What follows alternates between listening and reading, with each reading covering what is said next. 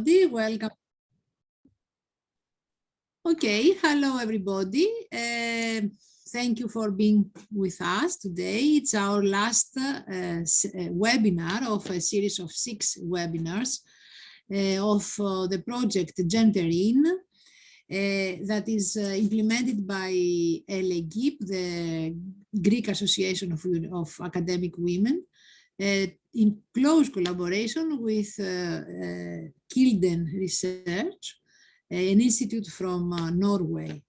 We are very happy to be at our last, let's say, webinar, because there is a next phase in this project, the phase of live seminars in Athens and in Thessaloniki in May. So I see that some of the participants have been already some other times in these webinars, and I don't want to take your time more than this. I just want to introduce you our good partner from Kilden, Trine Rog Korsvik, who is the person in charge of the implementation of this project in her institution in Norway. And she is going to introduce our Norwegian speaker today. And then we are going to listen to the two Greek speakers in the area of cluster 6 of Horizon. That is the topic today, as we know, that covers the agricultural, the rural area, food, and all this environment. So please, Trine is going to make a short introduction on the topic, because we expect every time that there are some people who are coming for the first time. So some of you, maybe you have heard again, Trine, but I think it works, because even if they are very few people who haven't heard the basic introduction by Trine, they have to do it today. So Trine, you have the floor. Yes, how many have actually attended, been there several times? There are some new people as well, isn't it? Yes, hello. Hello. Good afternoon, Kalispera, everyone. Today I'm going to present, if many people you have heard my presentations before, I should perhaps be a bit shorter than usually. I'm going to say something about Kilden gender research and Horizon Europe's requirements to include the gender dimension in research, and what the sex and/or gender dimension in research can mean, and with concepts and examples of the relevance for research within cluster 6 with food, natural resources, bioeconomy, agriculture, and environment. And then I will give the floor to Åsa Kristine Lundberg from Norway, and Theodosia Antopoulou and Maria Partalidou. Did I say it correct? From Greece. Perfect. I have to train on my Greek pronunciation now. So Kilden, we are a national knowledge center for gender perspectives and gender balance in research, and we are a part of the Research Council of Norway since 1998. So this year we actually have a 25 years jubilee. And we are disseminating research in a variety of channels. We have this news magazine, we make reports, we have lectures, we have seminars, and many other things that you can check out on our website. And of course, you can sign up for our newsletter. Some of you already have. My colleague was very happy that so many have already signed up for the newsletter. So yeah, so you can check out our website. Last year, we made this policy brief about gender equality and nature management, and which is in English also. And this was based on, we had a conference at Kilden where we explored the green transition in a gender equality perspective. And one of the topics was about nature management, and today's speaker, Åsa Kristine Lundberg, she was of course one of the lectures because she's an expert in these fields. So you are probably very familiar with the green transition. And we are actually it's quite interesting to see what kind of consequences gender equality can have for the green transition and vice versa. So we also have this on our website. You can also find this booklet, which is about the gender dimension in research with the case studies in interdisciplinary research field. And this was based on the Horizon 2020 program, so it's a bit old, it's from 2018, but we think that it's still relevant today because we also have like a chapter about research on food, agriculture, fisheries, and the bioeconomy, which is with the gender perspectives, and also environment and climate. So this booklet is like with the different kind of case studies, showing good examples, more to inspiration for other researchers. And then there is also a sort of a checklist on how you can work with include the gender dimension in research projects. So this is about the content of research and not about gender balance in research groups or in education. So we are not like giving some kind of absolute answer what this has to be, but more to give inspirations.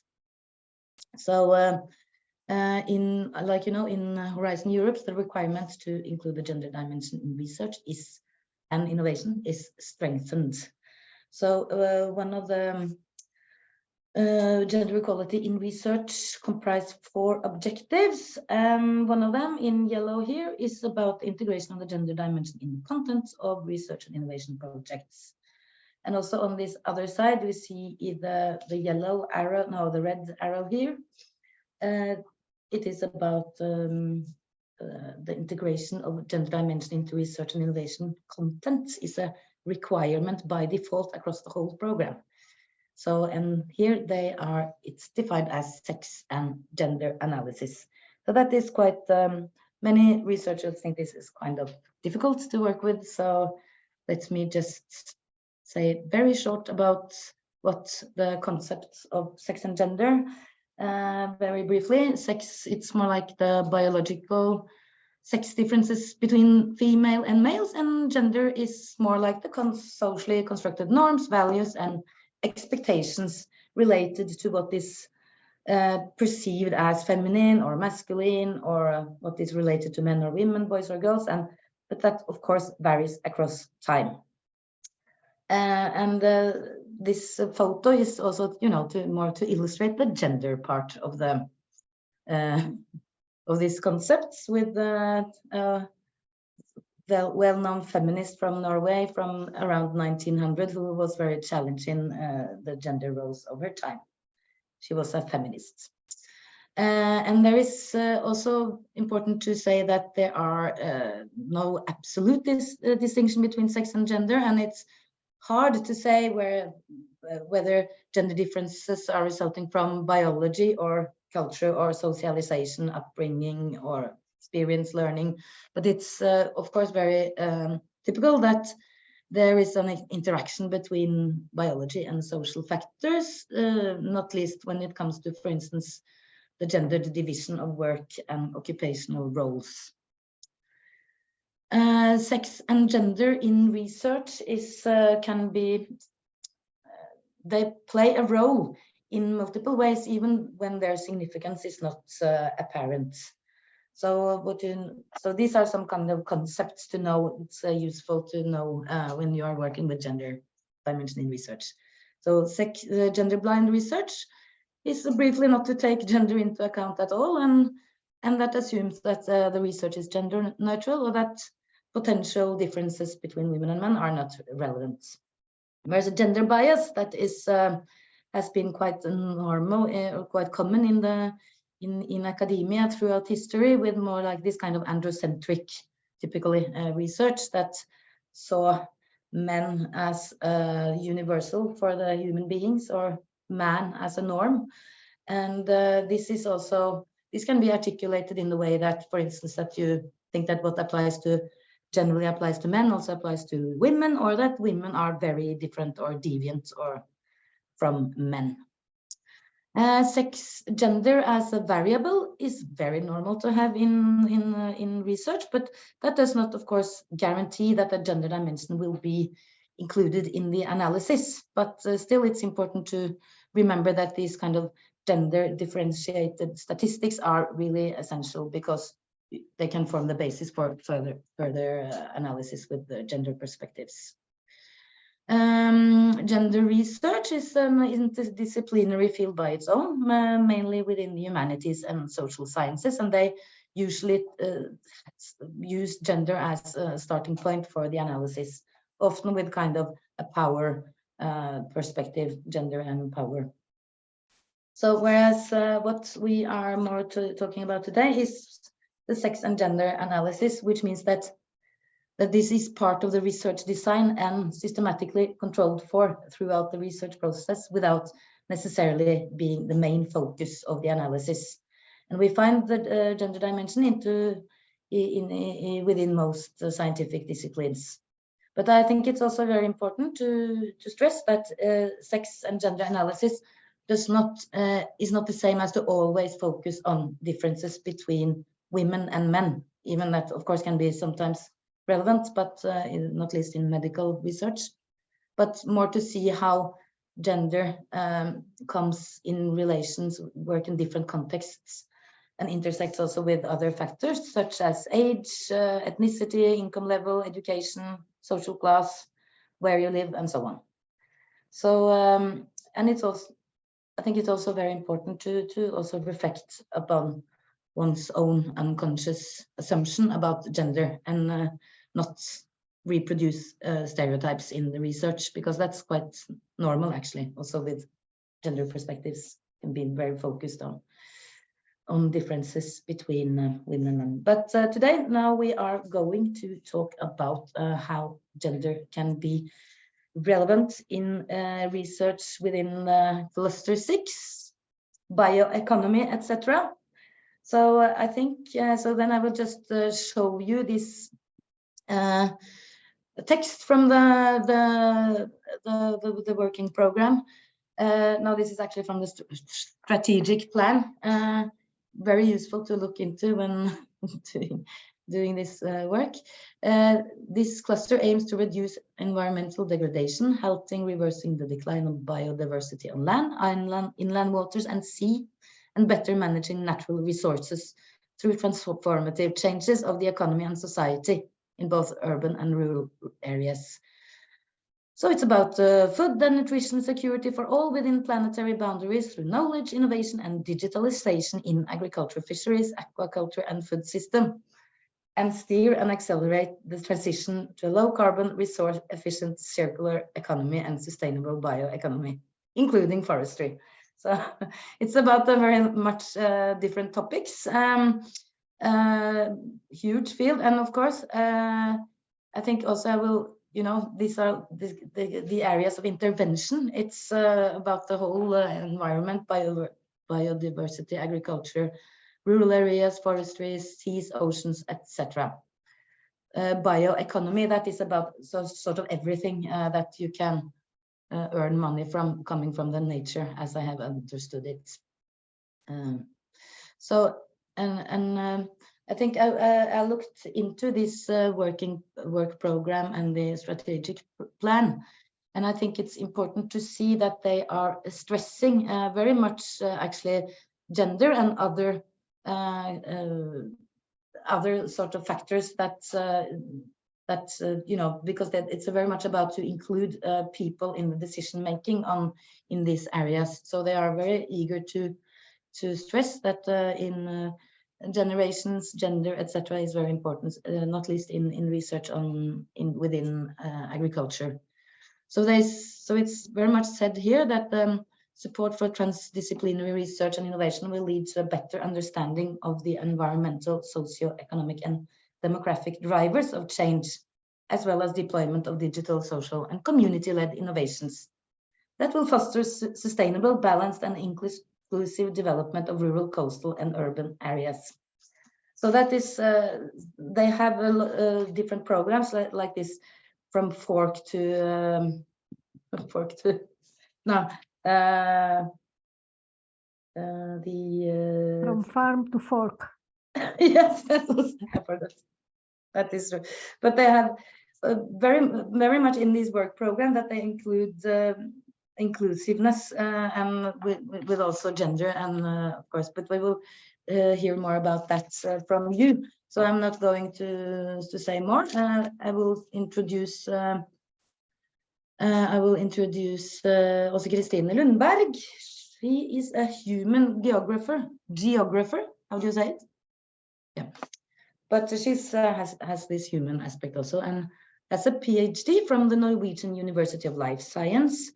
Her work focuses on knowledge, participation, and legitimacy in natural resource management and environmental governance.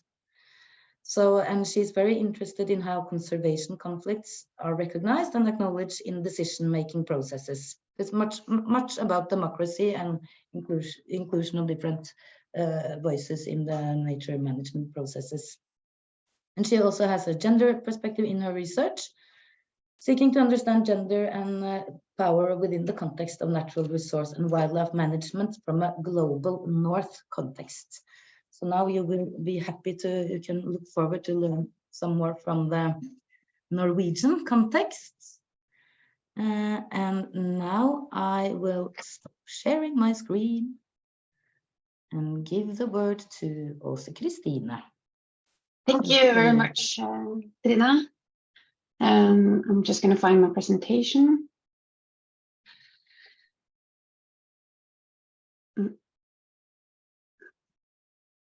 Oh, I hope you can see it as well. Yeah, yes. Great. Yeah. First of all, thank you very much for the invitation to talk about this.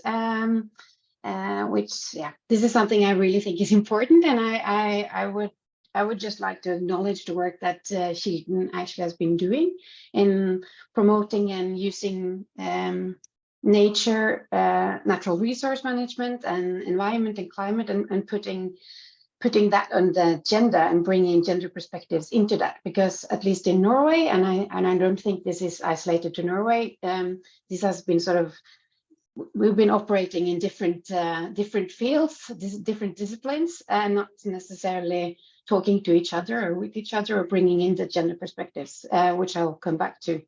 So I think that's really good. And also, since I am a geographer, I'm really interested in learning across the comparison across space. So even though my examples are from Norway, I have several projects working with southern part of Europe, and I think there's so much that's similar, but also of course different, but the possibilities to learning from different contexts when it comes to, for example, rural issues, food production, and mobilization of local communities. Yeah, there's a lot of things that's possible to learn across.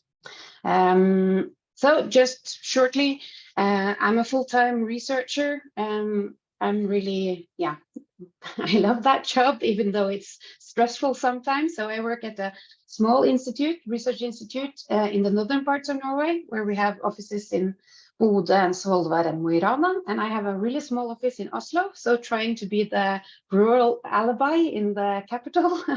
And since we're small, we develop projects together with people outside, of course, our institute.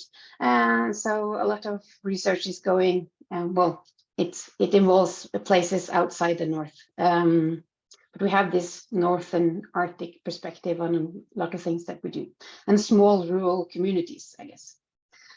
And what I'm going to just start with is to introduce you to a picture that sort of the picture in combination with a research stay at the Gender Research Institute sort of altered the direction of my PhD work.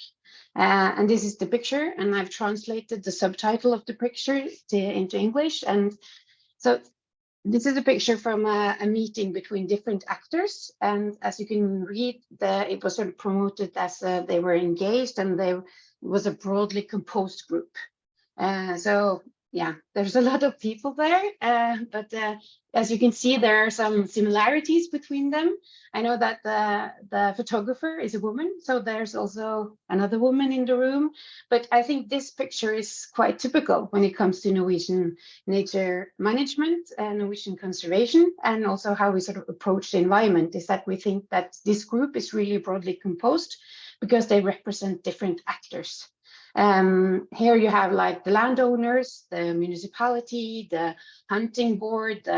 So we bring all the different actors are brought together to discuss this issue on regulating traffic in the biggest national park in Norway, ΕΛ.Ε.ΓΥ.Π, where we have wild reindeers that are quite vulnerable to people. But sort of what is missing here is, and this relates back to actually Trine's slide, is the gender blindness in research, but also in policy and in management. And this, I think this gender blindness was also part of my work when I started doing my PhD. I was interested in seeing how local actors were included after a reform, where local level actors were given more power to decide what happens in Norwegian national parks. But I also have this actor perspective. So who participates from which organizations, are the landowners there? But I weren't really aware of the gender blindness in my own material before I sort of, I was really confronted with it. And this ended up in the paper that was sort of most, I think it was most inspiring or felt like the most important to write. So this is the piece I guess I'm most proud of. And you can see that the title is posed as a question, but I can already now tell you the answer because I looked then into local conservation boards and asking whether this move towards the local level to decentralize power, whether that actually reproduced or transformed gender differences. And it reproduced them. So they weren't transformed. So still power, even though that more women participated in these boards because they had to oblige to the Gender Equality Act in Norway, we saw that the gender differences in terms of who had positions were quite or weren't changed at all. And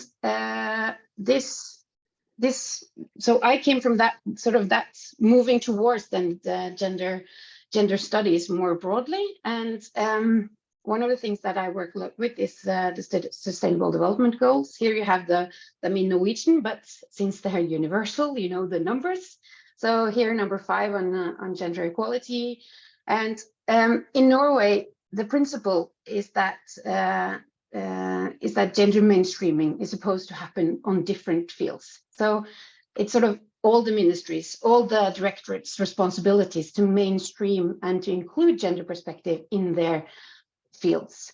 So when we talk about nature conservation, that is typically the Ministry of Climate and Environment and Directorate for Environmental Agency, Directorate for Agriculture, for example, as well. But little has been going on, and from my interviews, at least with the Directorate for Nature Agency, they sort of didn't feel that they had the competence to include gender. That was sort of outside of their fields, because they are natural scientists, and so many of them would sort of talk about that in the interviews and open up sort of for that this being knowledge that or competences that they didn't have. And maybe that they sort of felt a bit uncomfortable. I'm not really sure, actually. But at the national level, it was really easy for them to just lean back and say, but that is up to the local level. They have to decide. So if they at the local level only select men for these bodies, that's sort of their problem, or that is their solution. We can't do anything about that. If the organizations only appoint men, okay, that's how it ends.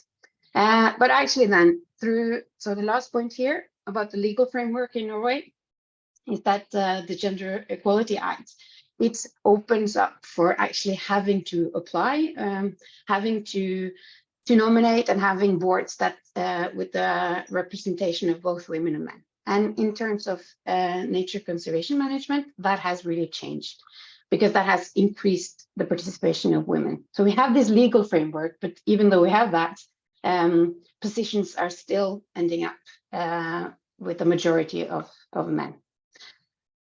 So these are just some pictures of Norwegian nature, and I've tried to sort of cover different parts of it, because when we talk about nature management, I think it's really important to sort of acknowledge that this is about, it's about nature, biodiversity, ecosystem services, or species, but still it's also about identity, it's about culture, sense of place, it's about actually livelihood and economy, it's about the making ends meet, and all these different things goes on at the same time. But actually, and maybe that's the difference comparing Norway and Greece. I think in Norway, we're really used to thinking that we have all this space. We have so much nature. But I think that we're increasingly witnessing conflicts and disputes over the access to nature and the consequences of prioritizing some kind of activities, as you see here with the wind turbines in nature, and which we've had like a case now with young indigenous, a lot of actually Sami women protesting in front of the Ministry of Oil and Energy 2 weeks ago, and that over a lawsuit that's been at the Supreme Court in Norway in favor of the Sami reindeer herders in an area at Fosen. So my guess is that we've only seen the start of this. So including then also gender perspectives, but being aware of the multiple meanings nature have for different people, and also opening up for including an analysis and research that cover all this. It's quite messy and challenging, but still I think we have to do that in order to make policy legitimate.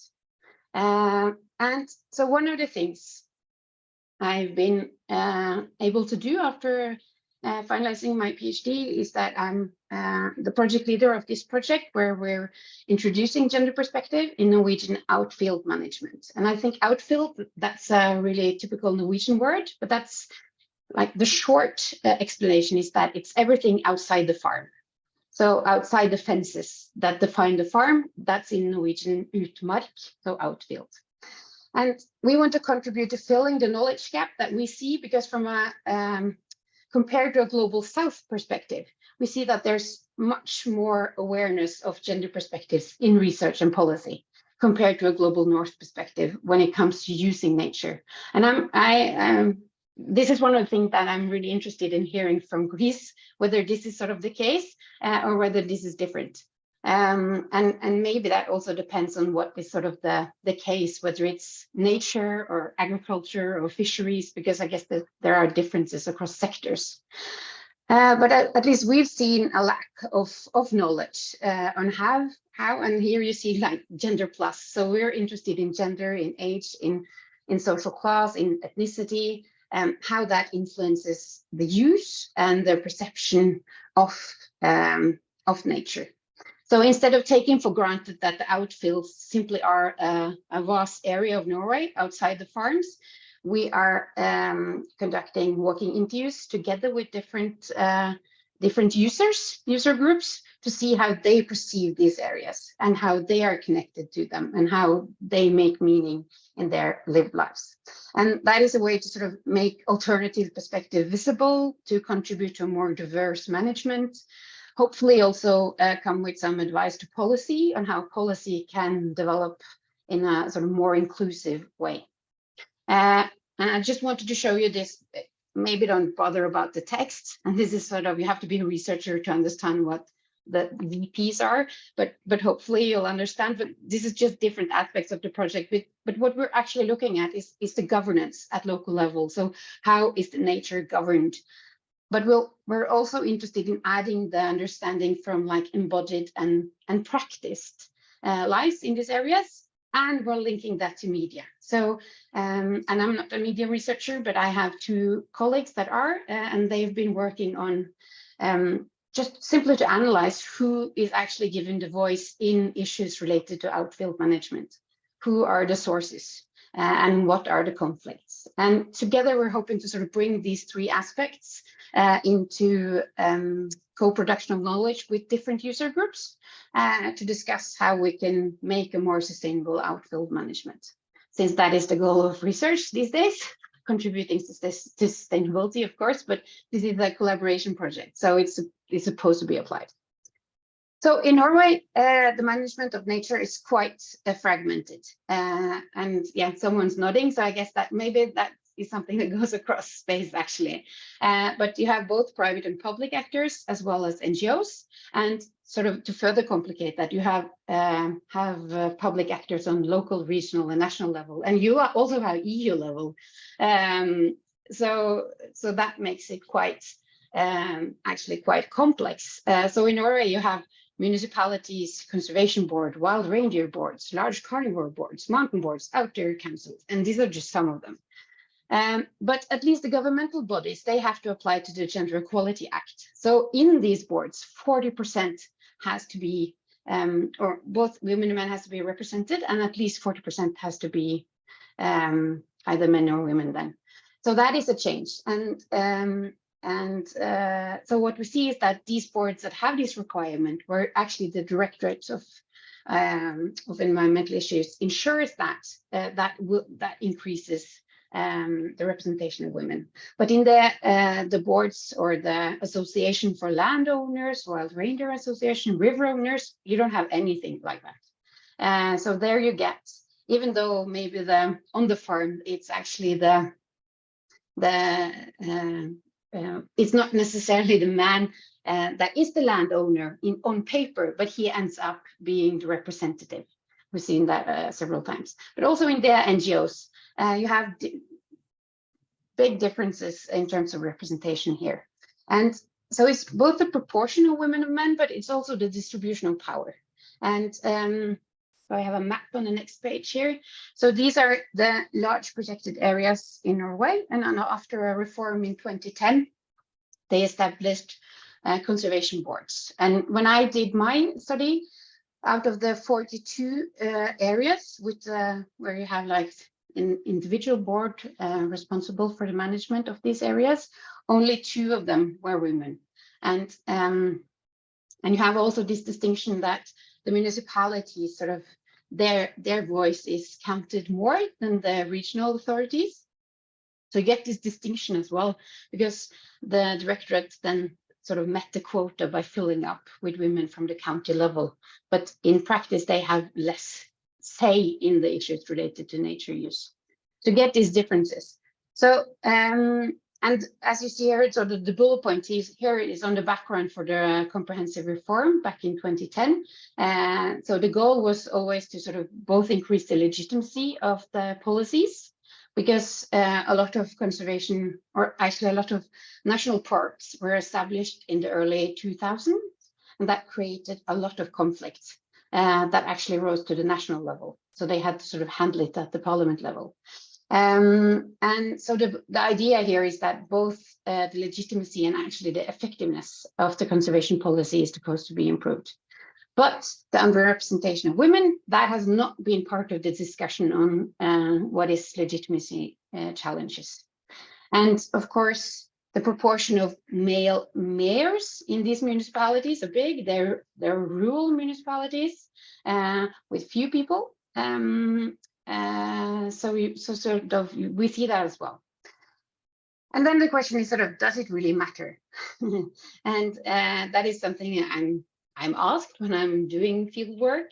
Sometimes I ask myself that as well. Does it really matter? And if we sort of apply this just this distinction or the dichotomy between women and men, do we really see the differences within individual groups? So I think the reflectiveness and awareness of how we do gender research or how we do gender analysis is really important, as Tina mentioned as well. But yes, it does matter. So what we see, and this picture sort of coined the gender differences in Norwegian outfield use. is that there are differences both in the past, but also in the present of how nature is used. So this is a picture from typical hunting situation.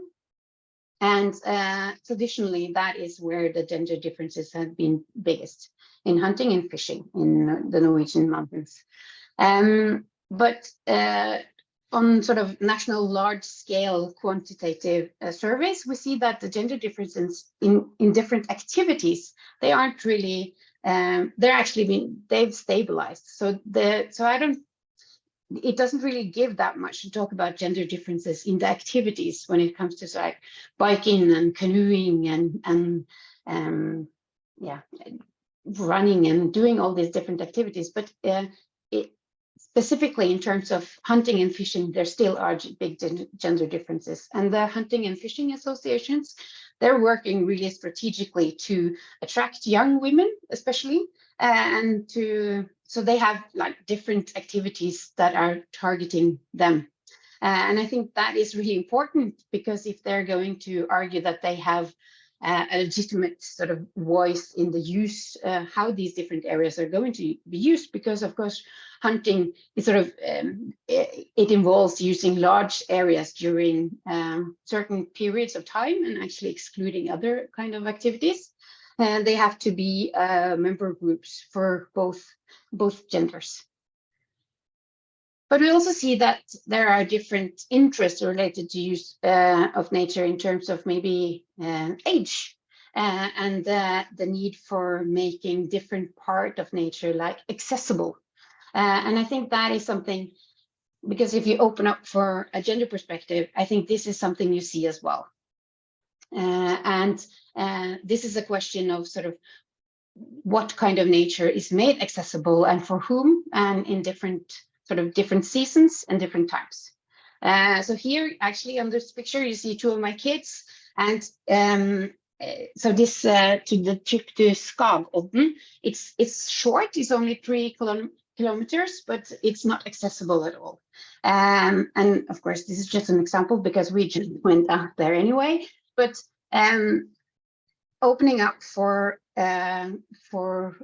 introducing different aspects and not only gender will make a significant impact potentially then for different groups of people. And I think this is really important, and the discussions we now have in terms of the green shift and renewable energy cuts to the core of different experiences and different knowledges. Because people have different experiences of and in nature, and that also relates to the knowledge they have, and not just the knowledge of where to go and when, how to dress or what to avoid, but also what kind of impacts are sort of acceptable, what kind of development, whether it's sort of wind turbines or mining or the different activities that sort of post in the green shift are acceptable, and how is that possible to make or to handle that in relation to other competing uses. And I think that the management in general, they don't really talk that much about knowledge. Actually, we have more recognition now of local knowledge or knowledge through use, but still opening up and acknowledging the diversity of knowledge sources. I think that is important. I think the gender perspective could help us in doing that. And in terms of representation, and I think that goes to the core of what the work I've previously done. And I guess many in Norway wouldn't say that snowmobiling or this group is underrepresented necessarily, but it poses a democratic deficit if only some people are participating in these processes. And since these are rural areas, they are vast, they are really, really big, but they have few people. And in Norway, we have this discussion of how these small municipalities are going to survive, and sort of the challenges, the demographic challenges, and also the need to sort of attract young women, and both like wanting them to stay or coming back when they've done their education somewhere else. And then if that is the case, I think it also goes to the question of what is this place going to be? What kind of activities are we doing, and who are actually deciding what is going to happen in these areas? Who are prioritized? And so this is my last slide, and this is just to, I think, the slide that, since I haven't participating in the previous webinars, but Tina's slide about actually being reflective, because I find this challenging. And I think it's important to recognize also that when you go out in the field, that practitioners will find this challenging as well, and user groups. And so spending time with them, being in the field, but also then trying to formulate good questions that sort of get to the core of these differences, and not necessarily competing differences, but like really trying to understand. And instead of just, I guess that is sort of a different approach than compared to when the representative from the directorate say that they don't have the competence. So as a researcher, not making people in the field having less of a competence, but still being able to go into a conversation that could be difficult. And then opening for these new conversations across disciplines, I think that's really important, but also across contexts. And I think there's a lot to be learned from different places and comparing them, because from the strategic plan that Trine referred to, there's a lot of big words and fine words, and the ambitions are really big, but still filling that with content and then learning across places and spaces. I think so. As a geographer, I will always argue for that, of course, and having this north-south, but also north-south in Europe could be really fruitful. So, and I think so. This is just a communication advisories having us to end that with this slide. But thank you very much for your attention, and I look forward to the next presentation, and I'm always open for developing new interesting projects, trying to make the world more sustainable. So yeah.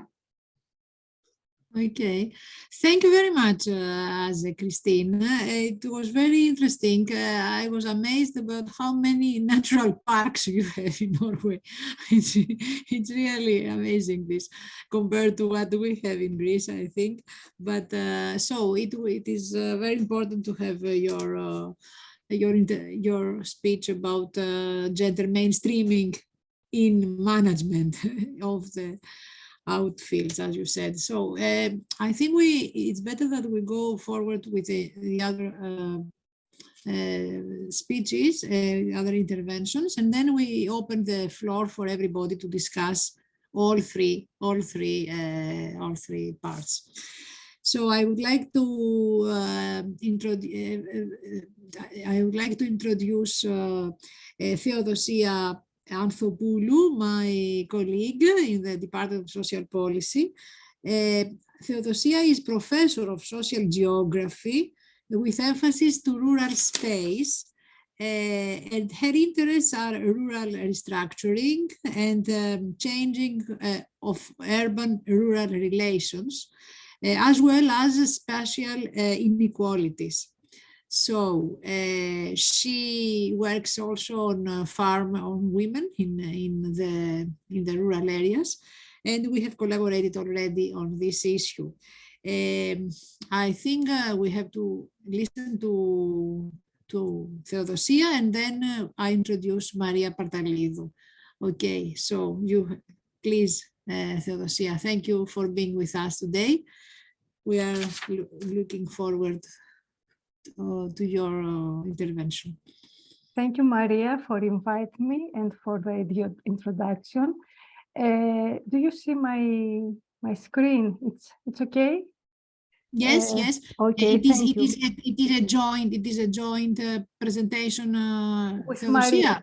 Okay. So I have to say something about Maria then, who is as you like, I can start and you can Yes, all right, Maria okay. after. Great, So, great. hello everybody.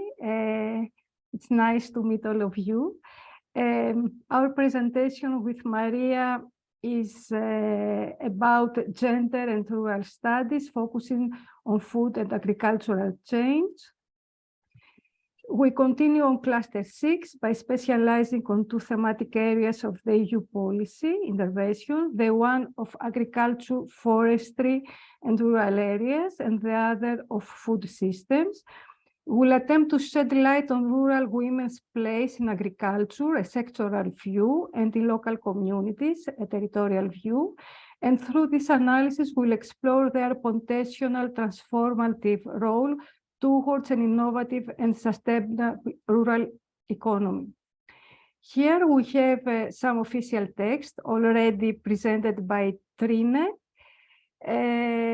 text from the Strategic Plan Horizon Europe.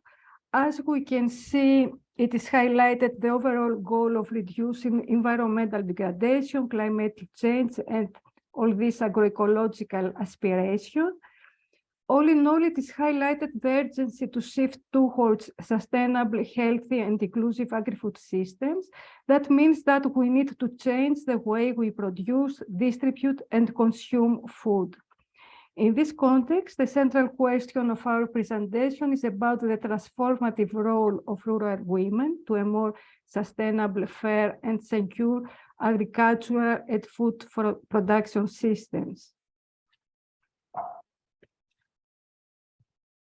Taking into consideration the multifunction character of agriculture, meaning that agriculture beyond food also provides ecosystem and cultural services, it is important to explore the potential of transition at a local scale in rural communities.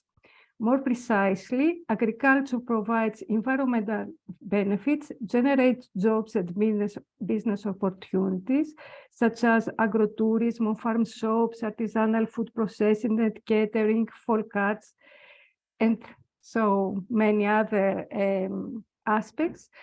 At the same time, we notice a significant turn of consumers towards local traditional products.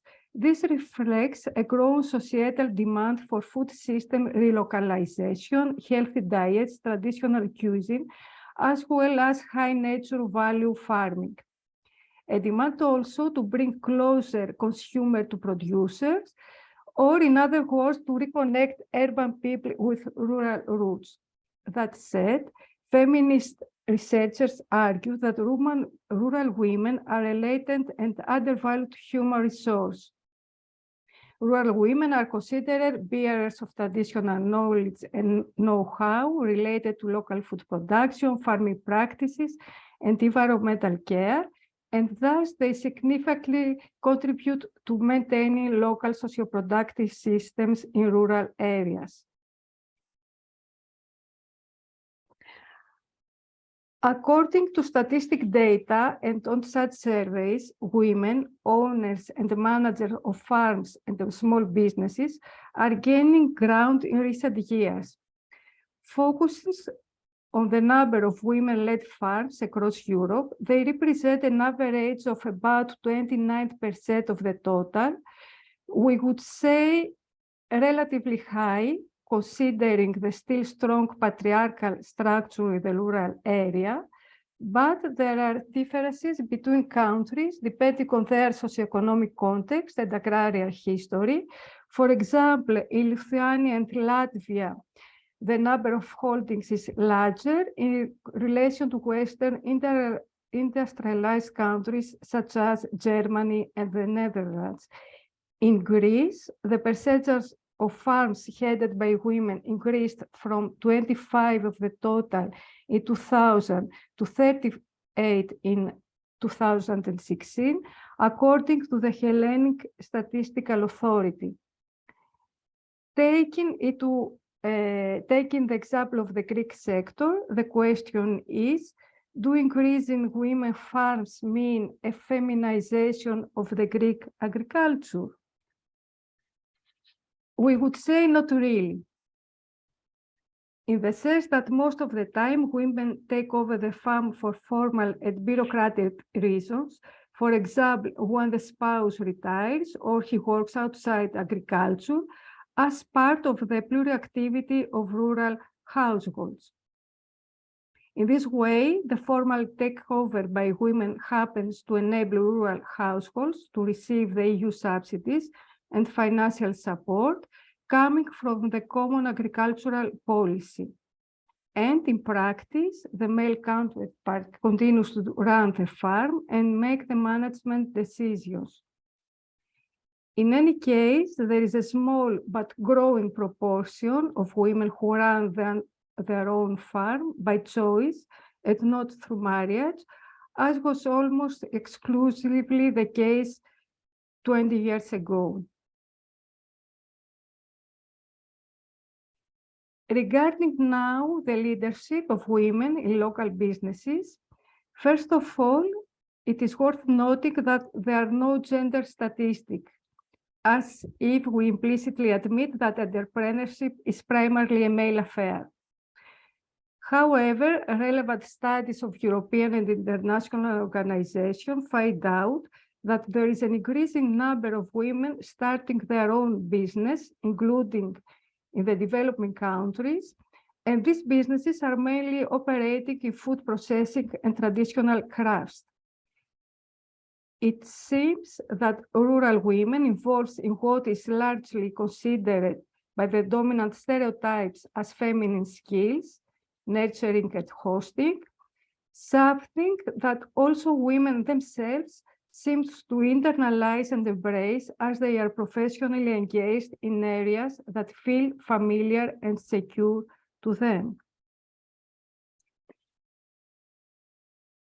As a general trend, in last decades, we see the bloom of small and very small female businesses, the European countryside and in Greece. This is mainly due to the need for women to be professionally active, trying to reconcile family and professional life. At the same time, new business opportunities are opening up in the countryside, as already mentioned, while European funds are available for local development, and especially the leader programs as being the most known, the most popular.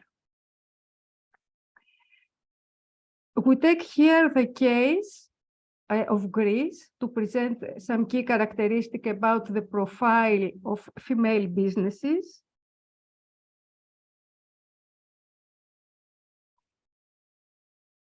It's about very small enterprises at a cooperative or individual basis with a low invested capital to avoid business risk and mostly a personal invested capital to avoid bank lending.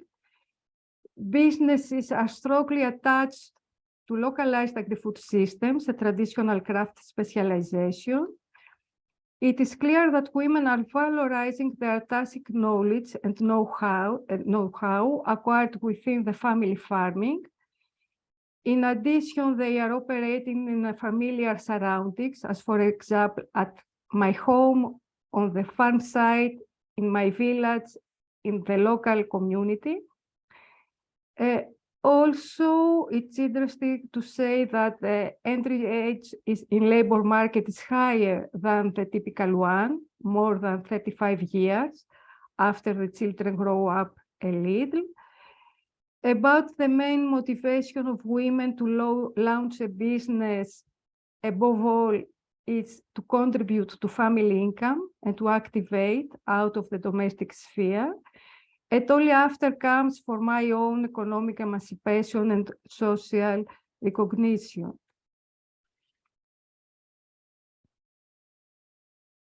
The question arising at this point is whether the female business rule is consistent with the policy strategies to move towards another way of producing and consuming.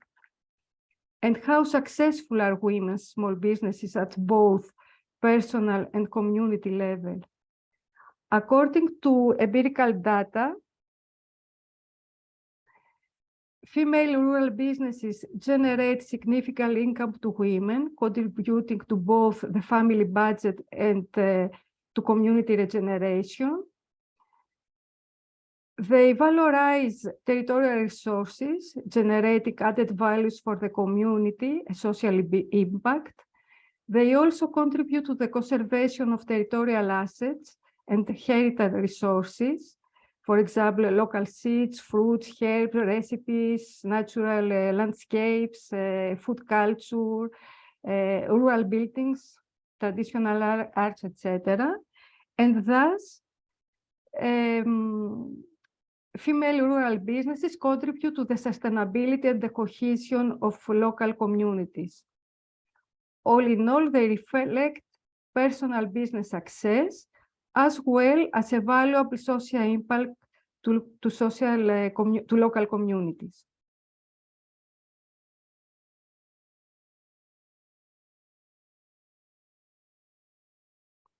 To conclude, we could argue that women's business model proves to be consistent with a new paradigm of rural development in the post-production, multifunctional countryside.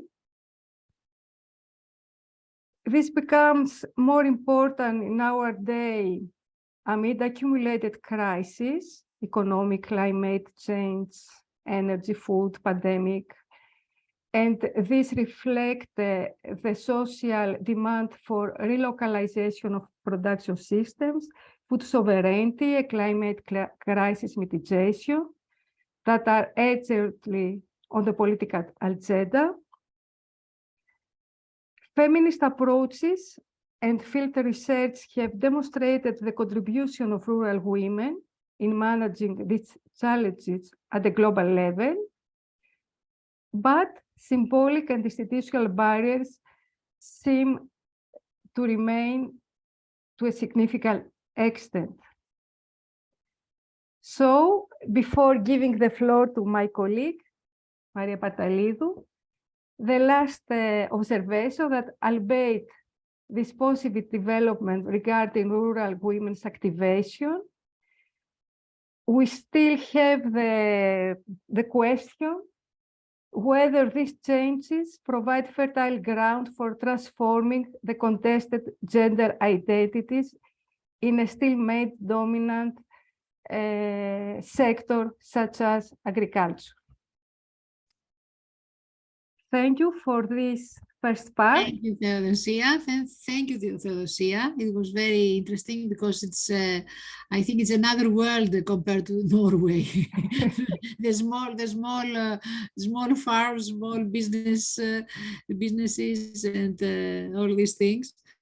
And I think I understand very well what you said, that there are more women, but does not mean very much, because they are just for formal reasons for the enterprise, for the companies, and subsidies and all these formal issues. So it's very interesting.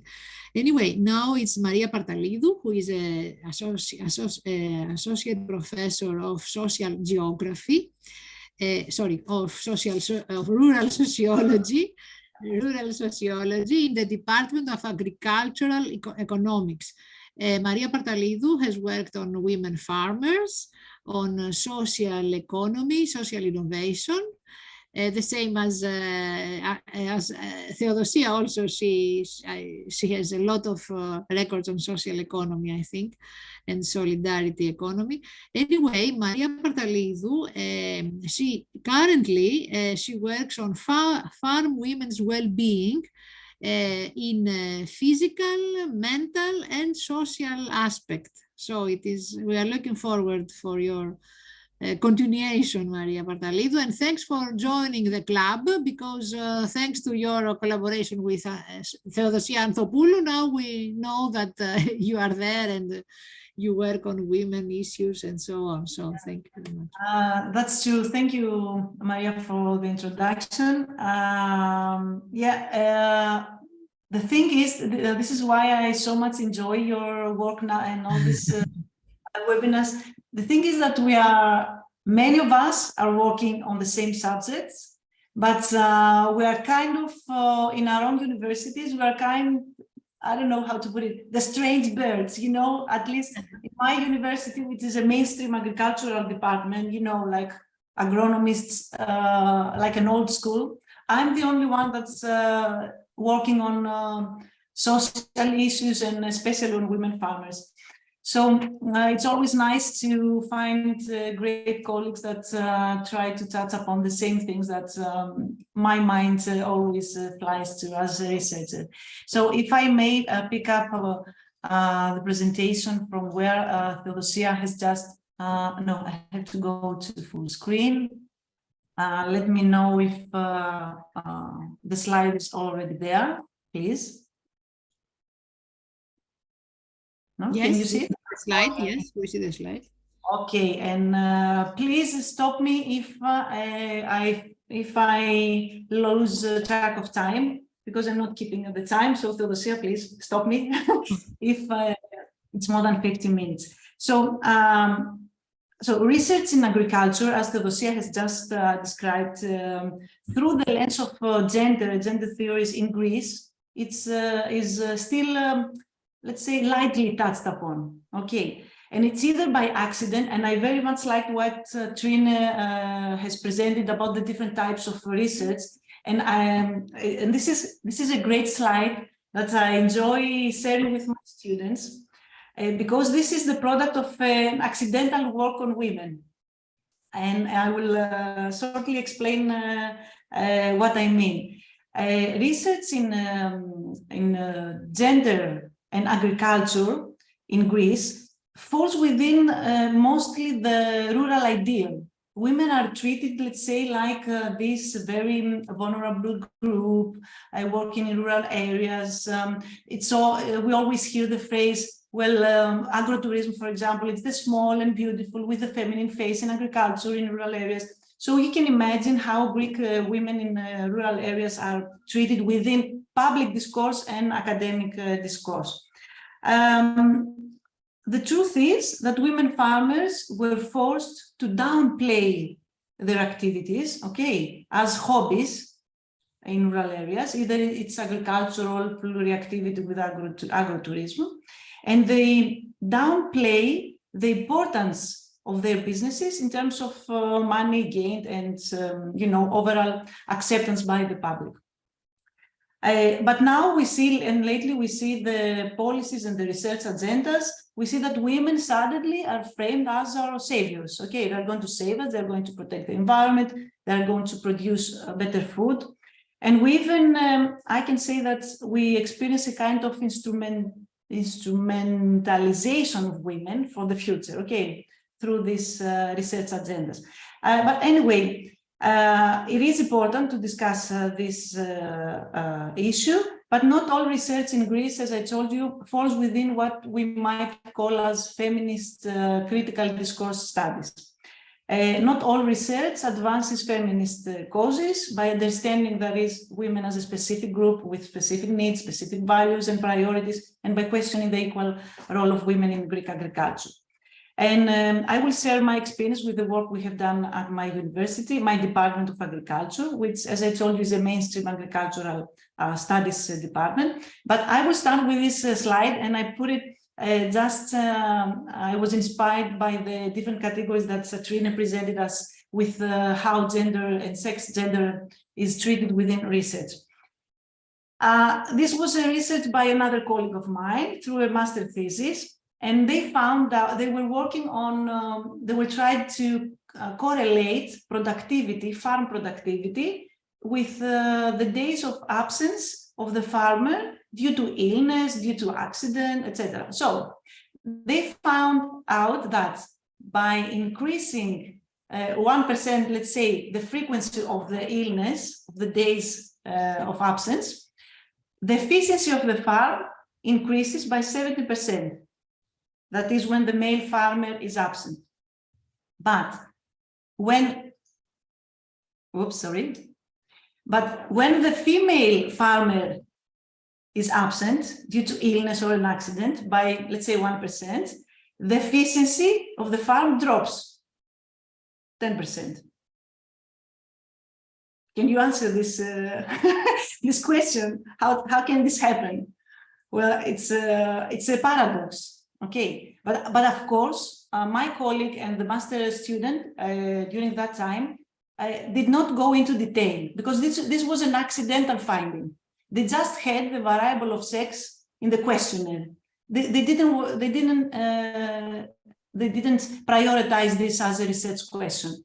But when they did all the correlation with the statistical analysis, because the sample was very huge, they found this and they said, okay, this is what is happening. Bye-bye. They didn't go further. They didn't discuss it.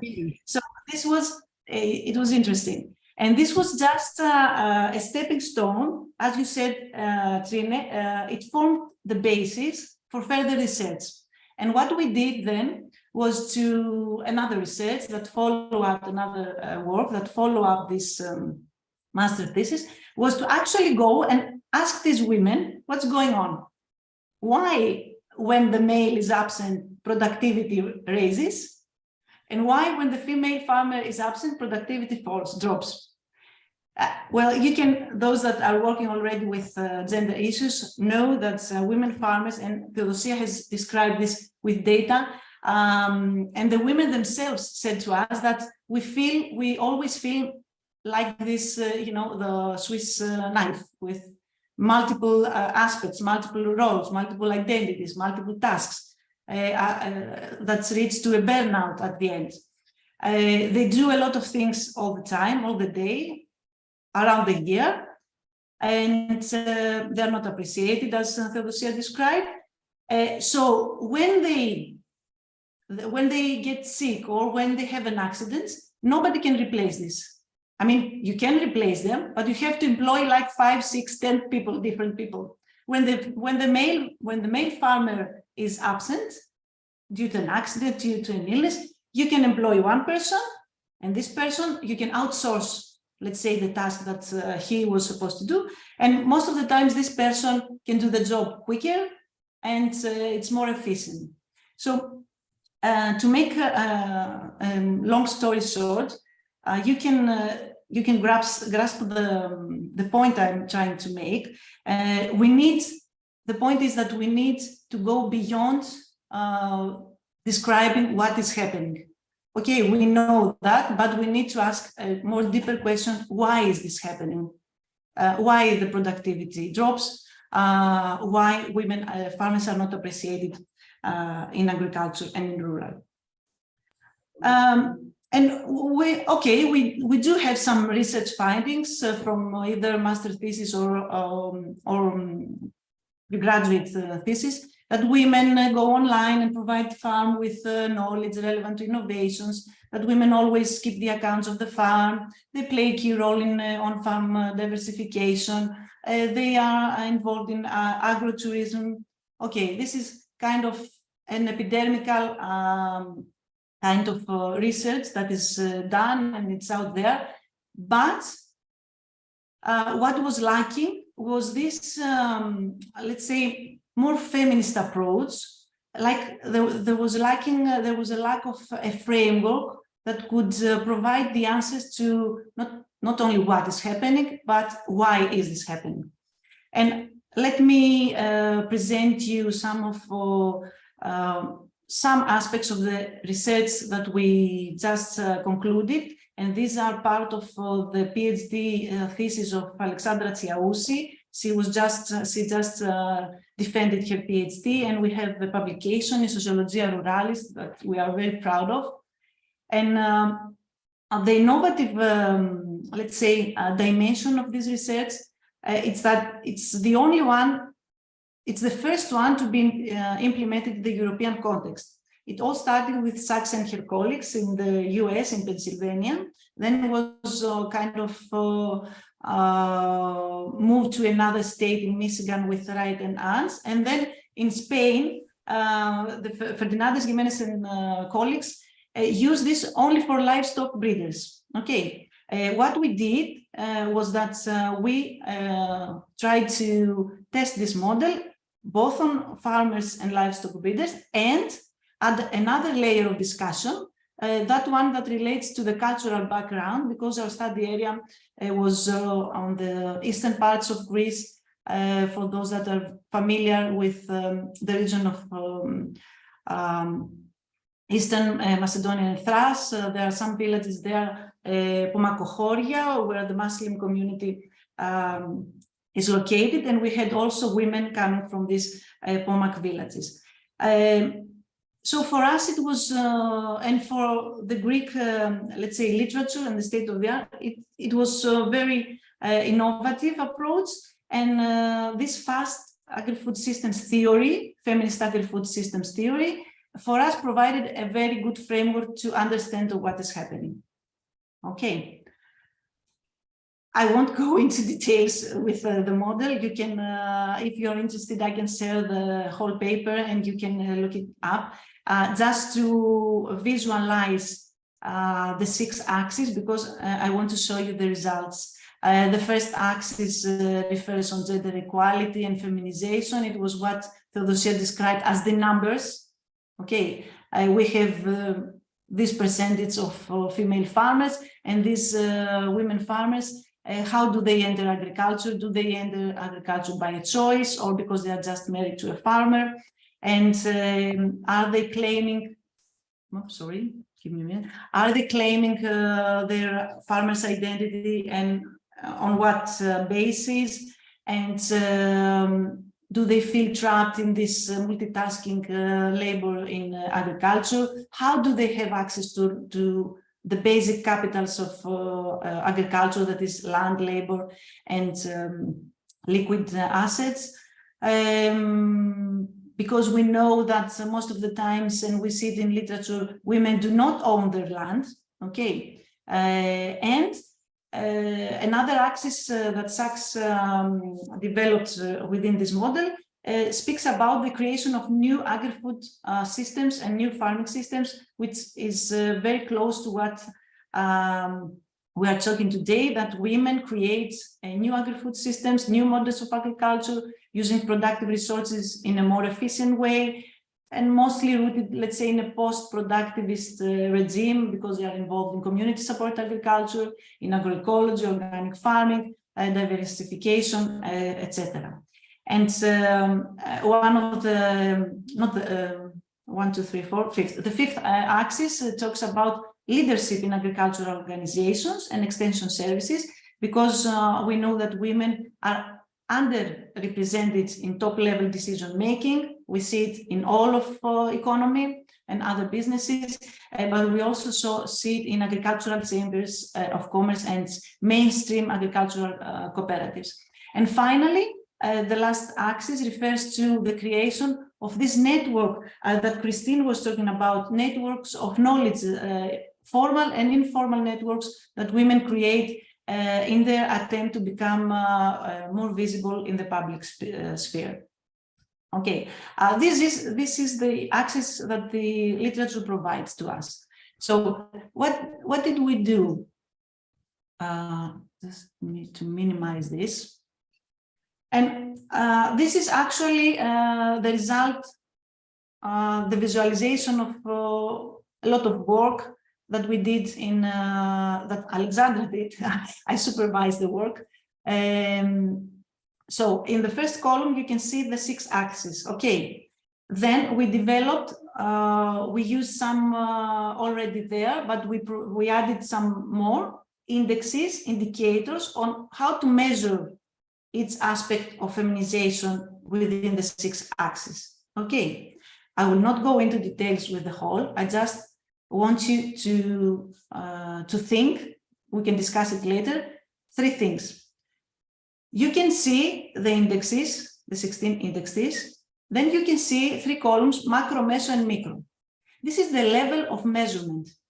Theodosia just described, I don't know if you got it, that we don't have gendered data in agriculture. And this was evident at the macro level. When you see the slash, no available data, you can see that for a number of indicators, we don't have data. That means we cannot compare. We cannot compare regions, EU countries. We don't have data. Okay, we just have the number of female farms in all over Europe. So what? Okay, we know their size. Okay, so what? But we are lacking many useful knowledge on other indexes that talk about feminization in agriculture. And this is a problem. And it was a problem that we also faced during this research. So we needed to move to the meso, let's say, regional level, which is the second column. And there you can see we kind of mitigated this lack of data. And the other thing that I want to put your attention to is when you see the X or the tick, that means that we, in the case of our study area, we either validated or not validated what the model describes. For example, when you see this, the first growing number of female farms, it's a tick and an X. So we could not decide because the numbers talk about a growing number of female farms, which is not entirely true, because also Maria just elaborated how we present a high number of female farms, but in reality, these women do not even know where the farm is because they work elsewhere and they are just farmers on paper. And this was exactly true. You can see here at the last column at the micro level, when we tried to really find these women that we saw as a number in the statistics, we realized that we do not have a growing number of female farms because we couldn't even find women farmers. Out of the, let's say, 150, 200 women in the area, only 71 were actually and real farmers that we used for the interviews, okay, which is very huge. And in other areas is also even higher, I mean, in the islands and some other places all over Greece. But it's true that women enter agriculture not by merit, but by career choice. Sometimes they do take part in decision making, but in the Pomak villages, this was not the case because we have different cultural background, even difficult than the rest of Greece. The public acceptance of women farmers' identity, it's not a given. So there's a lot of work that needs to be done there. And this was also a paradox. If you check out the FAST Index 6 that speaks about land ownership, the statistics, the data at the meso level speak about women not having land ownership, because those women are not real farmers on paper. Someone else has the ownership of the land, the father, the son, the husband, etc. But at the micro level, those real women farmers do have land, do have labor, do have access to the resources that is needed. I don't know, I probably am running out of time. This is the last point I want to make with this slide. If you check number 14, the FAST indicator that refers to barriers to participation in agricultural organizations, and maybe we can discuss later on the policy implications, but as Christine said, we need to see how policy deals with these things. There are barriers to participation, and women farmers do not have access to agricultural extension services in terms of, not that they cannot have like an educational program, in terms of not having a tailor made extension service program to them. Anyway, and let me conclude by saying that, to go back to the question that Theodosia posed, yes, of course, some transformations are happening fast enough, that's true, but they're not reaching far enough in terms of farmers' identity, equal access, female leadership to agricultural institutions. Of course, with the common agricultural policy and all these research platforms and programs, a lot of focus is given to women farmers, but there are a lot of obstacles to overcome. And as women said to during this other project, farmer project that speaks about well-being, mental, social, and cultural and physical well-being of women farmers. There is a sexist language used in agriculture in rural areas. The tools that women farmers use are made for another body shape, and they are more masculine. It takes time for people to accept them, especially if they are young women, newcomers to the village. And this is a quote that was very enlightening for me from a young woman that said, I had to reach 40 to be already married, to have children, to be socially integrated, to go to events, to the town hall, to the church. I was first established in the rise as a mother of 3, and then I was appreciated as a professional farmer. Their stories are amazing. We can speak like, we would need like a 5-day conference on that. The point is that we see a transformative potential with the work that we already did in my department in collaboration with Pandeon and Theodosia. But we need to have gender data at national, regional, and local level to make this discussion even bigger and to make comparisons with other countries and within different projects. And we need official political representation of women farmers and institutions. I don't know, from the top of my head, we can also discuss the representations quotas, but I know this is a huge discussion within the feminist movement.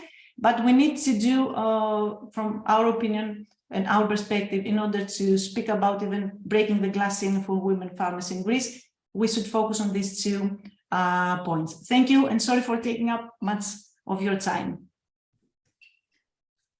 We thank you very much, Maria. Now we have a full picture of from Greece what it happens in farms, and from Norway what it happens in the management of outfields. So we have the complete picture, more or less similar problems with gender and women. I don't know if Trine wants to take the floor and go on for the discussion. Yes, it was really interesting this time with those presentations, really completing each other. So I'm very interested actually also in this agricultural research, because we have had also, as I showed you in the booklet about the gender dimension in research content that we made here, we have also some research from Norway on gender in and women farmers. So I was actually wondering, because when you talk, because obviously the data you talked about from Greece, it was not really covering the reality, as you said, the statistics. Because I also know from, you know, from the EU numbers and from also from other, I mean, in general in the world, it's like, whereas when the farming is very high technology based, there are much fewer women in agriculture. So like in the Netherlands, they are like 7%. And in Africa, they are like the most farmers are women. So that's a very interesting, interesting topic. But I think that in Norway we have I mean, last time I checked, there were like 16% women farmers in Norway. So, but they have like campaigns for increasing, and it has. What I was actually wondering about this, because you said you had 38% from the numbers, and then but then they are landowners, because that is also something different. One thing is to own land, but the other thing is to work there. So many of those female farmers in Africa, they don't own their own land, they are just working there. And it was like in Norway, there were a lot more women working on farms, I mean 50 years ago than today. But then they didn't own it unless they had, you know, inherited. They did not have any brothers or something, but now they had changed. And there is a lot of also some research in Norway showing that this sexism, especially when it comes to the tractors, you know, that the women are not seen, it's not seen as some feminine kind of activity. So they are often mocked of, you know, if you come like a female farmer and with a tractor and so on. So but they have some organization, and there are actually quite a lot of campaigns to increase the number of female farmers, because it is a problem that the women, they move away from the countryside. They go to the cities to work because they don't want to stay there, and it's like ruining, like also Christina was telling a bit about that they are very worried that it will be no people left, if all the women go. But that was very much a very long question, but it was more like this kind of difference between the landowners and the female farmers that you were talking about. Is it the owners who are 38% or in Greece? Sorry, I didn't get the question. Do you mean who owns? The owners of the farms. Officially, it's 38% women. If Theodosia can, if you like Theodosia to upload the number, Greece from the official statistics is very close 30, to the European average. Yes, it's 38 in nowadays, the rate, but this is on papers, we say in Greek. That means that the ownership of the land is probably Half. to the man, and women are supposed to be the head of the farm. There is a difference between the leadership and the landowner. Yes, but This is still clear. So the ownership could be assumed to the man, to the male counterpart, and officially or in reality, the leadership is to woman, to the female counterpart. And it's really, we have to pay attention because there is the formal and the informal. For bureaucratic reasons, woman is the head, just to keep receiving the subsidies from the European community. This is the only reason, let's say, because in reality, often is the man, the male, who assume who made the decisions, and man is the manager of the farm. Yes, it was just very interesting that they put the name of the woman as the landowner, and then when because if they divorced, she can just take everything, because then it's formally on. Yeah, but they don't divorce. They don't divorce. They don't divorce. Farmers, they do not divorce, because they divorce, they lose their job and the husband together. But could I ask also, this is I'm very curious, is it normal in Greece to have like big farms with the, laborers, land, those people working on them, or is it more normal to have small farms and you are working on the farm, the farmer, the family just themselves? Yeah, that they don't. Actually, yes. Theodosia, if you can. As you like, in Greece, in general, we have very small holdings. The smallest in the European Union. It's about 5, let's say, hectares. Now, I have the recent data, Theodosia, I just printed it for today. It's 6.65 hectares. Okay. Yes, but I think that's Norway also have very small farms. So I think that's actually, there are some similarities in Norway and Greece, because there are a lot of mountains and the farms are not so big. So it's not like Denmark, or like you have big flat landscapes like in some parts of Europe. The average in the EU is 16 hectares. So, and if I have the women, the female,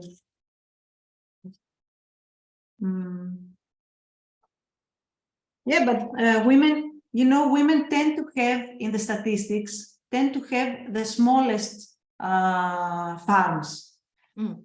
Okay, but this is what we were questioning, because in the micro level, when you go and talk to women and find them in the village, you see that, no, women do have large farms. In the statistics, they appear to have smaller farms because of this practice of the male let's say the farmer of the family has a huge farm, and when he retires, he breaks the farm because, you know, land is a cultural element in Greece, and I mean, in many European countries. So he breaks the farm to different pieces, and he splits the farm to the kids, the family kids.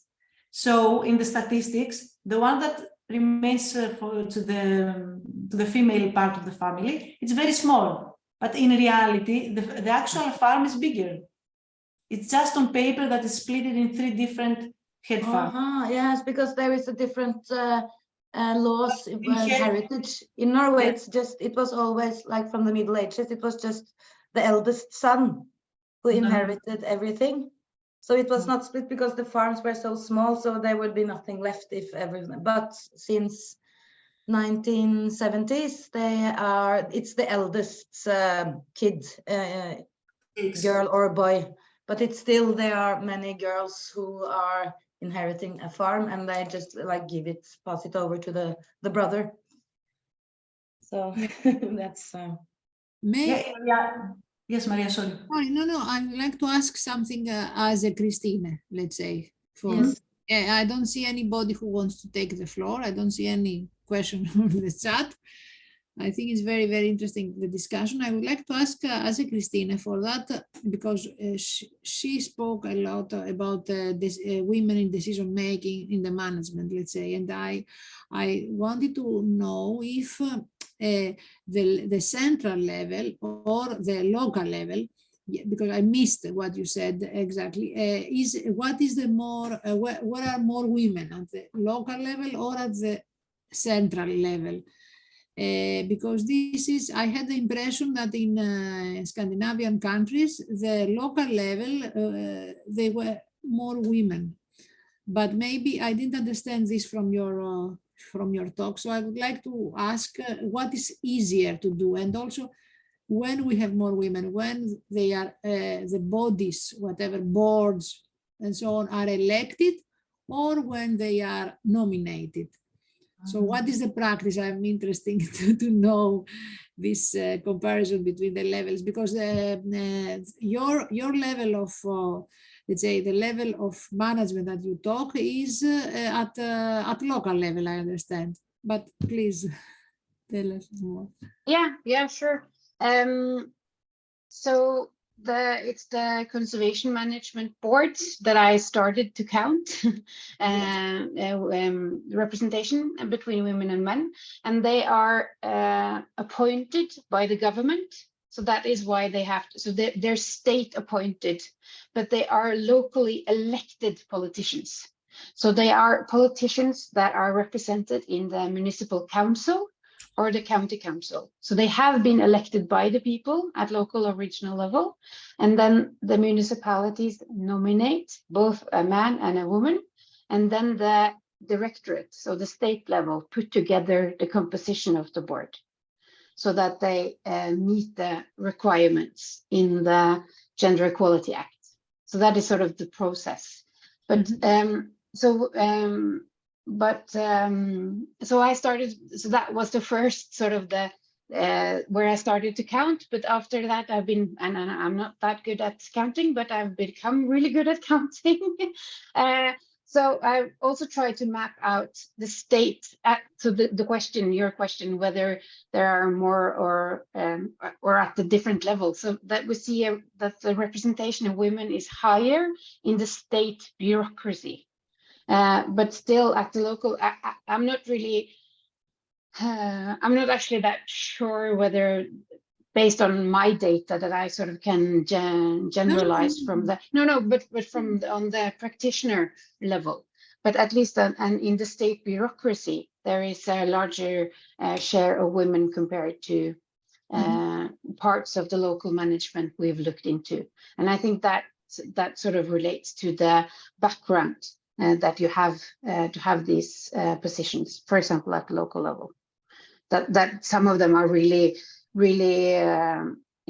natural scientists, sort of in that way, nature conservation or naturforskarare. So I guess that is a difference.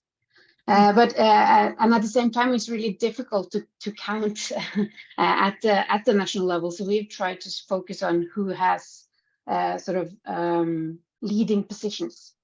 But then you get the question of whether, okay, so you have these numbers, but what do they actually say? Yes, so gender divided statistics, but what can you actually say from that? Of course, this is more difficult. yeah, that's a qualitative and not just accounting. Yeah, but one thing I didn't mention is that in the local boards, they have these stakeholder groups. And in the stakeholder groups, the majority of women is, I think, less than 20%. So and these are organizations, landowners, and they nominate their own representative. And I guess that is sort of where the national level say that they're not, that's not their responsibility, that's local autonomy. So if they would like to elect and nominate a majority of older white male representative, that's sort of, they're entitled to do that. So one of the criticism that I've sort of posed in my paper and in the dialogue I've had with the directorate is that they actually should take a more, that they should mean something about that they should sort of say something about how the local stakeholder group should be composed, and to have sort of an opinion when it comes to the composition of these groups. Thank you very much for this clarification. It's interesting how power is shaped by different levels. Thank you.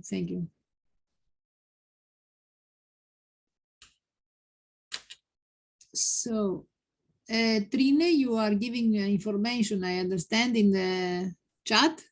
Yes, it was this policy brief about the nature management and gender equality, in which and Maria as one of the great people. But how is this kind of nature management going on in Greece and in the wild?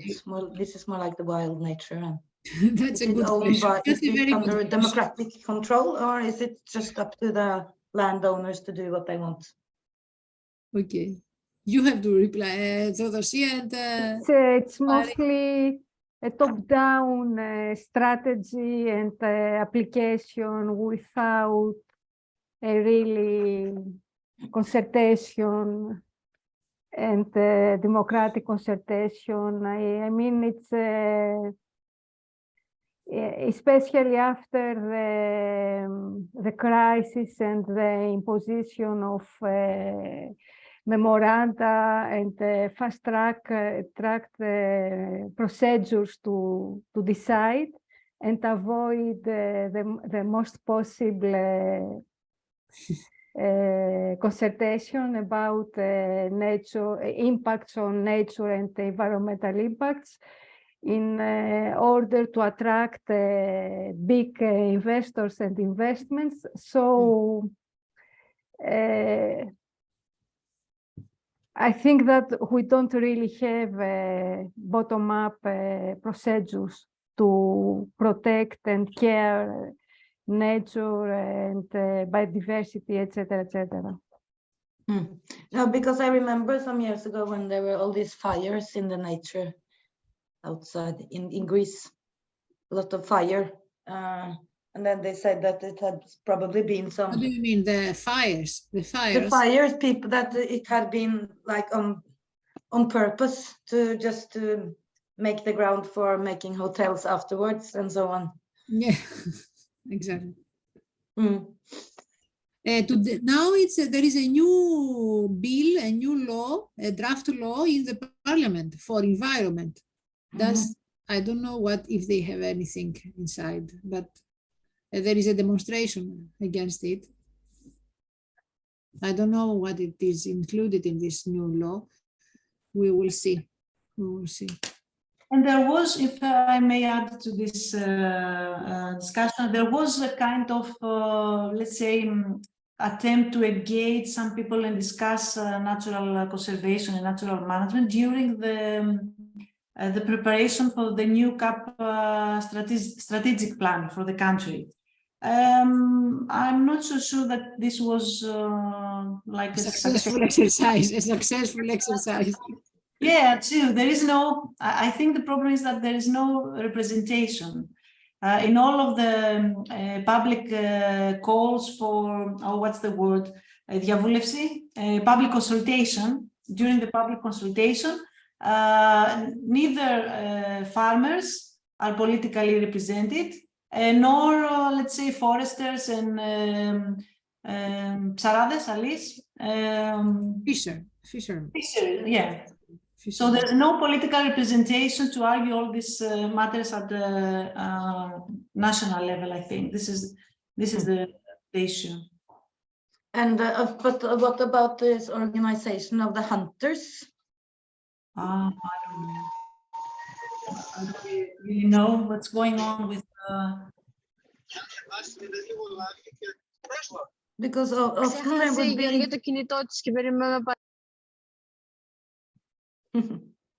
Somebody else.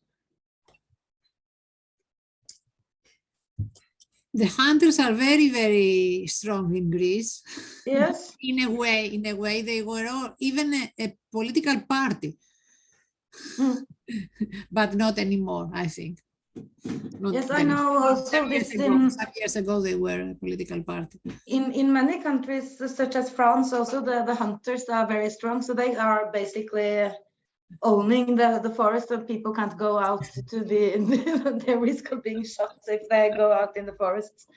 So that's also kind of interesting to do research maybe with the gender perspectives. Then hunters, the power of hunters over nature management in different countries. Maybe it can be a project with for Horizon Europe. Yes, you can with the gender perspective, because like also Christina showed that there is, maybe even though there is not full gender equality, it is at least more democratic the way the Norwegian nature is managed compared to, I think, most other countries. Yeah, certainly, yes. I don't know if you have done some research, also Christina, with the other countries on the nature management, more comparative studies. We've done in Scandinavia, so mostly Sweden and Denmark. So I'm open for doing a comparison with Greece. That sounds really interesting. And also maybe the question about quotas, which you mentioned, Maria, because in at least the research I know in terms of research on Norwegian agriculture, the introduction of quotas for the agriculture, and I don't know what samvirkelagene, Trine? The commerce, it's like the cooperative.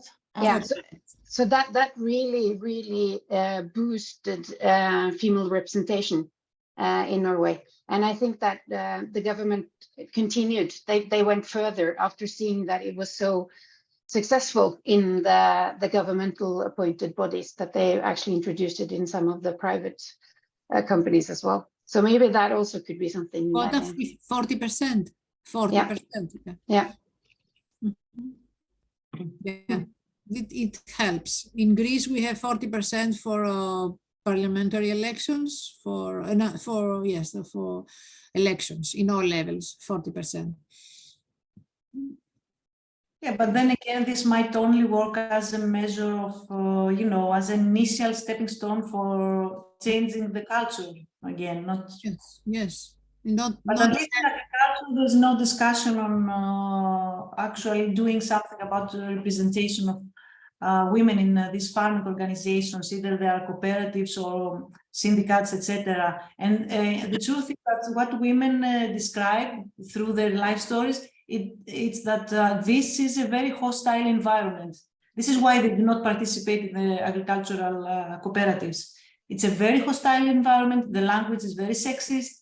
And so they are fed up and do not want to take part in any kind of cooperative movement. And they go ahead and form their networks there, because they do form networks. Okay. Women's cooperatives or whatever. Exactly.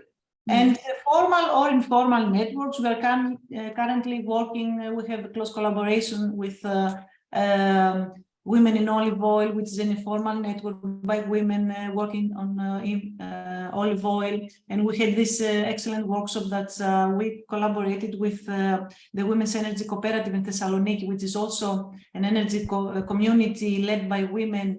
And we do have initiatives in Greece that involve women farmers in many aspects of the primary, secondary, and tertiary sector. I mean, not only agriculture.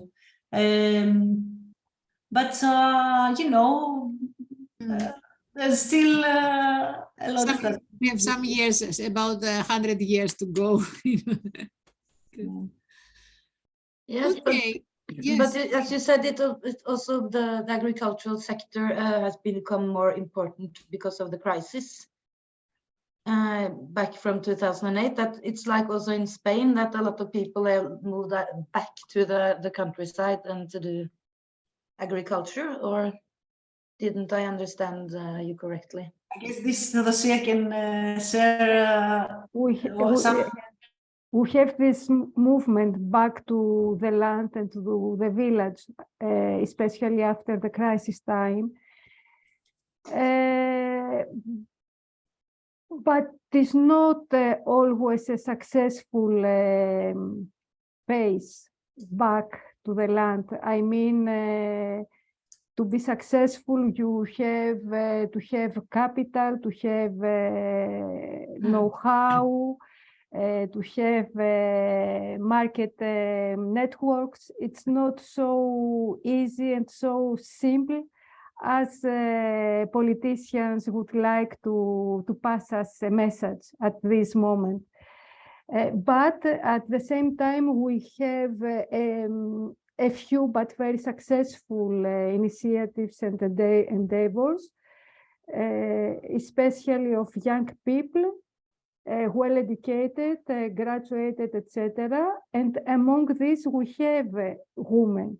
I mean that in new generations, we have successful examples of women that achieve this plan to start up a business, a rural business or a farming plant, aspiring with new types of farming, such as organic or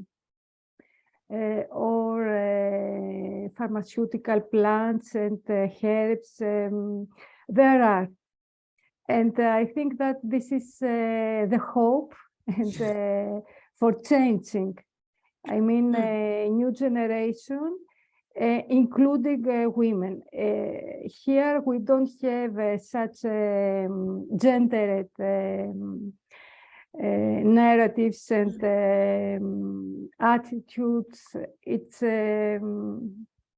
let's say it's more balanced as from this point of view, I mean.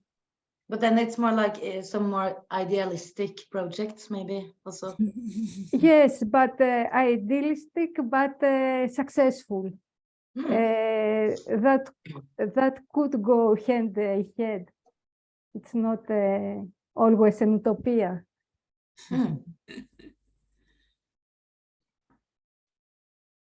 If we are out of the box, and I mean out of the institutional box, things are going better.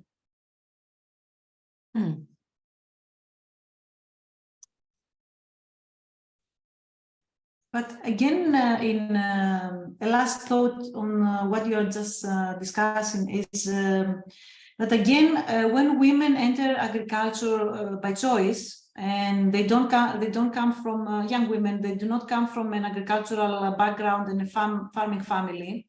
When they turn to the local agronomist, for example, and seek for advice and mentoring on new farming systems, on new products, on you know, like environmental, because they also bear this ideology of you know, women protecting the environment, etc. They don't find this proper mentoring.